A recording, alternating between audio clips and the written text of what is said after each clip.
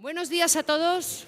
Algunos seguro que ya me conocéis, pero permitidme que me presente. Soy Alicia Soler, gerente de AGERS, o lo que es lo mismo, vuestra guía durante el día de hoy en nuestro maravilloso congreso, tanto a los asistentes, ponentes, colaboradores de la asociación que estáis hoy aquí de manera presencial, como a todos los amigos que nos siguen hoy en remoto, al otro lado de la pantalla. Es una alegría inmensa para nosotros poder reunirnos de nuevo aquí en Madrid y poder estar conectados desde distintos puntos de España. También vamos a dar conexión a Latinoamérica y a Europa, lo que significa que nadie se tiene por qué perder nada, porque incluso hemos incluido una traducción en inglés. Ya solo me queda daros a todos una calurosa bienvenida. Os digo de verdad y muy sinceramente que es ilusionante el poder veros las caras, el poder tocaros. Va a ser un día, yo creo que muy especial para todos nosotros.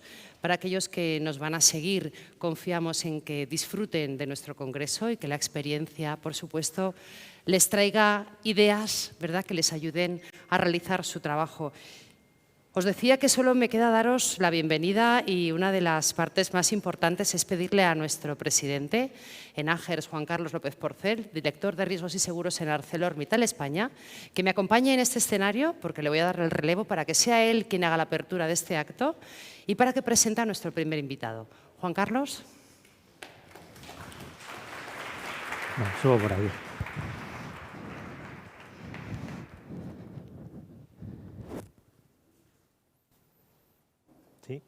Sí, vale. Buenos días a todos, queridos amigos, bienvenidos al 32 Congreso Anual de AGERS. Un placer ver caras conocidas.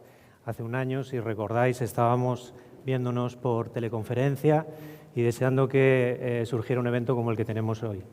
Un evento en el que seremos capaces de estar 200 personas reunidas, 200 personas con las medidas sanitarias correspondientes hasta cumplir el aforo que nos han marcado. Y también os puedo comentar que es un evento híbrido, por lo que al final tendremos a 800 personas conectadas de Latinoamérica, Europa y otros países.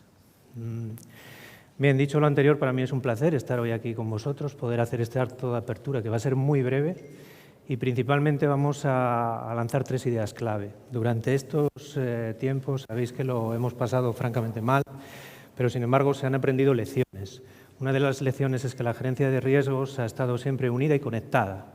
Como sabéis, hemos sido capaces de mantener esa comunicación durante toda esta temporada. Hemos dado solución a los problemas que han planteado nuestros asociados y finalmente pues, hemos conseguido establecer métodos de comunicación que nos han permitido continuar con la función que tiene AGERS. En segundo lugar, como segunda gran lección, yo creo que es el tema de la colaboración. Todos hemos visto que es necesario que exista una colaboración mutua entre instituciones, empresas y organismos. Y veis cómo, por ejemplo, la sociedad se ha podido apoyar en la ciencia y la ciencia en la sociedad. Y gracias a eso pues, tenemos los índices que tenemos de vacunación y podemos estar hoy aquí otra vez todos juntos. Y como gran tercera lección, quizás podríamos decir, desde el punto de vista de los riesgos, que es lo que nosotros gestionamos, es que todos los años decimos lo mismo, vuelve a haber riesgos nuevos, riesgos emergentes, novedades en estas cuestiones. La resiliencia famosa, que es adaptarse a los cambios que se van produciendo, desde AGERS queremos que se mantenga este concepto, pero con un punto fundamental. Esa resiliencia tiene que ser liderada por la parte de los gerentes de riesgos que tienen que estar sujetos a ese cambio y que tienen que ser capaces de dominar la situación y que no la situación nos domine a nosotros. Bien, dicho lo anterior, para ser breves, estamos en el 32 Congreso de AGERS. Es un número muy relevante al que tenemos que hacer una pequeña referencia. Buscando analogías, podríamos decir que 32 grados de aumento era el telescopio que tenía Galileo. Galileo pudo con ese telescopio excepcional ver los cráteres de la Luna, ver las manchas del Sol y ver los satélites y anillos de Saturno y Júpiter.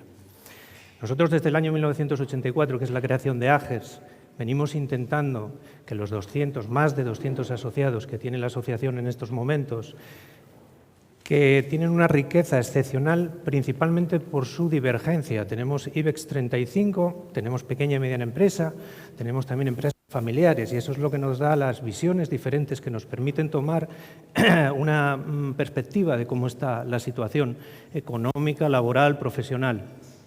Lo que queremos es que esos 200 asociados tengan el telescopio que tenía Galileo, que las mejores prácticas se puedan compartir y que seamos capaces de solucionar problemas y cuestiones, que realmente es nuestro trabajo, solucionadores de problemas. Con ese espíritu tenéis en las manos un programa que se ha hecho con mucho cariño por parte del staff, por parte de la Junta Directiva y por nuestros patrocinadores, a los que le estamos muy agradecidos también. Esperamos que esos talleres que podéis asistir y esos paneles en los que hay ponentes de reconocido prestigio puedan trasladaros conclusiones que os permitan reflexionar en vuestro trabajo diario de forma que sean útiles para el día a día. Y dicho lo anterior, ya lo que vamos a hacer es, sin pausa, presentar a nuestro primer invitado. Y voy a tener el honor de introducir a Dirk Wegener, que es el primer speaker que tenemos. Dirk es el presidente de FERMA, que como todos vosotros sabéis es la Federación Europea de Asociaciones de Gerencia de Riesgos. Aparte de eso, su función es Risk Manager en Deutsche en Alemania.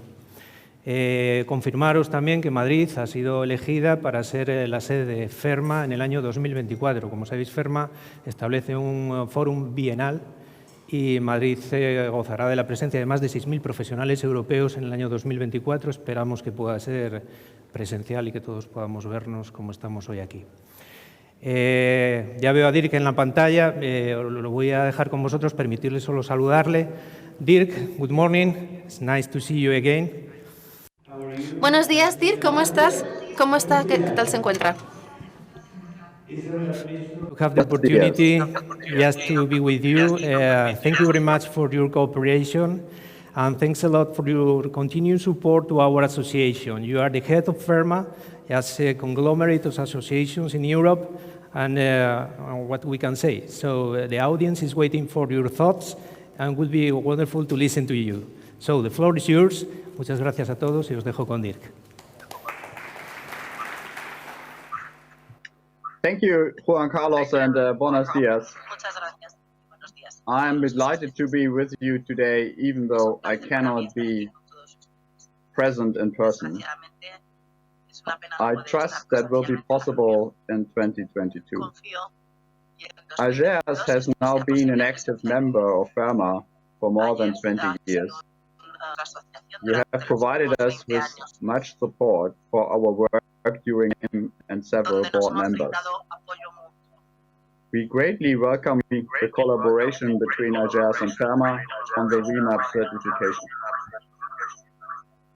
I strongly believe that REMAP is a foundation for further development of European professional risk management. Marisa, Toro, and Cisco has been one of the leaders in the creation of REMAP and in development as a respected qualification. Thank you, Marisa. AGERS is now in charge of preparing and examining students in Spanish for the postgraduate in risk management to achieve REMAP certification. We also have to consider the impact of possible taken by governance to protect national security, public health, such as lockdowns, as we have seen during the pandemic. The COP26 conference, which has been taking place in Glasgow, has reminded us of the many possible implications of climate change. In Spain, you are well aware of the risk to extreme temperatures and drought. More extreme versions of windstorms and floods are forecast. Perhaps the most immediate threat at the scale is cyber risk. The cost of the global economy from cyber losses is currently estimated at $1.5 trillion US. And the attacks are growing in size, complexity, and determination. We know that another pandemic is possible, and the World Organization warns of the consequences if established and cost-effective drugs become ineffective against bacteria and parasites. Even as risk managers, we cannot foresee every possible catastrophe, event, or all its consequences. This is why FERMA of the year has been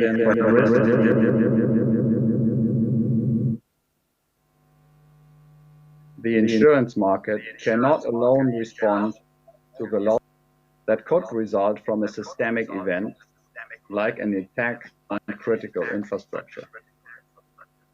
European countries have long acknowledged there is a place for public-private partnerships that allow us to set up funding plans for catastrophe risks before the event. Your Consortio de Compensation is one of the oldest. It is 80 years old this year. In Germany, we have Extremos for terrorism risk. France has its Caisse Centrale de Réassurance for natural catastrophes and Great Garriat for terrorism. The UK has Pool Re and Flood Re. The structures of these schemes may vary, and each has its strengths and weaknesses, but the principle is clear. Combining an insurance and reinsurance mechanism, some form of public support, provides resilience against risks that will overwhelm the insurance market alone or fall entirely on taxpayers. Such public-private pooling arrangements, however, generally have a strict geographical boundary, and systemic risk do not. Business operations also span national frontiers. A cyber catastrophe, such as a major attack of contagious malware, could send cascading impacts across national boundaries and multiple sectors.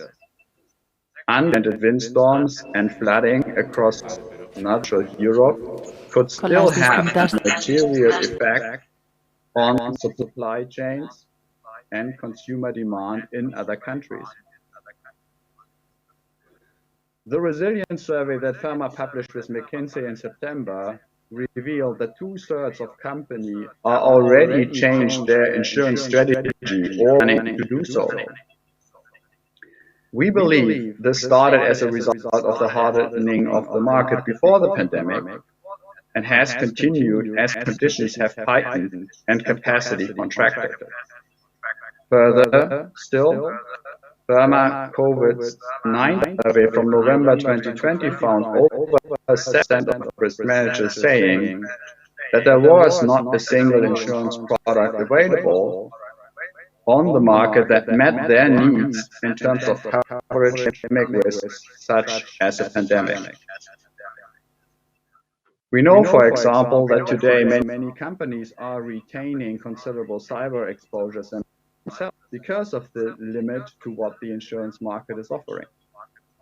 This applies especially to the effect of a cyber attack on the continuing operations and financial resilience of the business and to future large-scale human health events. Loss could still be life-threatening to many organizations, but there would be no physical damage to trigger a traditional policy wording. FERMA has, therefore, provision of a European catastrophe risk resilience framework to provide capacity for non-damage business interruption risks. It would recognize the contribution to risk management to the reduction of losses as a foundation. The insurance and reinsurance industry has the expertise and skills to price the risk and can contribute underwriting capital as a second level of resilience. Capital markets could also be involved, which could be linked to the European Commission's action plan on sustainable finance. Finally, the European could provide non-financial support, for example, in the form of data and coordination and a financial backstop. Clearly, that working with existing national. When we first launched our plan, we got a good reception, especially as a solution for future pandemics. EIOPA incorporated our ideas into its paper for the European Commission. Now, with the pandemic under a degree of control, tension within the Commission has diminished. Last month, FERMA took advantage of the participation of members of the European Parliament and the European Commission at the FERMA talks to remind them of the importance of resilience to support the single market in the face of such potentially damaging systemic risks. We will continue to advocate for a resilience framework that will do more than try to anticipate the next pandemic when other systemic risks may turn out more urgent. My request is that you, too, advocate within your organizations and with European representatives for such a European framework. It will take time to create, so we need to be working ahead, not looking backwards when we are preoccupied with recovering from the next catastrophe. I have been talking about the need for collaboration among organizations and among countries at EU level to help us build resilience to systemic risk. Collaboration is also La colaboración conjunta entre las especially in our world of interconnected risk. Events like this AGERS Congress are so valuable because they give individual risk managers an opportunity to learn and collaborate on national level. At FERMA, we bring AGERS together with risk management associations from 21 other European countries to learn and exchange knowledge. I hope you enjoyed the FERMA talks this year, at which Mario Ramirez Ortuzar was a key contributor.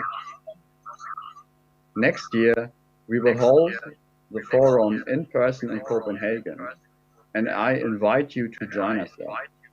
I'm also delighted to tell you that the 2024 FERMA Forum will take place in Madrid.